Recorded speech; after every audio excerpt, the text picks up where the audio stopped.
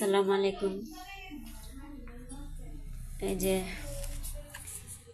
আমার ছোট ভাই বাড়িতে আসছে, জন্য আমাদের জন্য বাজার করে নিয়ে আসছে। খিচুড়ি রান্না করব, তাই খিচুড়ি রেডিমেড মশলা নিয়ে আসছে। সাথে জায়গায় লেবু, শসা, কাঁচামরিচ নিয়ে আসছে সালাদের জন্য। সাথে যে গরুর গোশত নিয়ে আসছে, শুকনো মরিচ নিয়ে আসছে। ঢাকার থেকে শুটকি নিয়ে আসছি, শুটকি ভর্তা খাবো এই জন্য। আর যেহেতু ঈদের সামনে রান্না করা হবে, ঈদের পরেও রান্না করে খাওয়া যাবে। আমরা গরুর দুধটা খেতে পারি না, তাই প্যাকেটের দুধ নিয়ে আসতে বলছি, ও নিয়ে আসছে। সাথে কিশমিশ নিয়ে আসছে।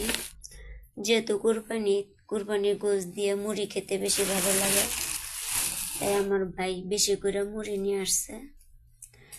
তা আমার ভিডিওটি কীরকম লাগলো অবশ্যই জানাবেন। আমার বোন যে শুটকি বানাবে, শুটকি ভর্তা, এই জন্য শুটকিটা রেডি করে নিচ্ছে।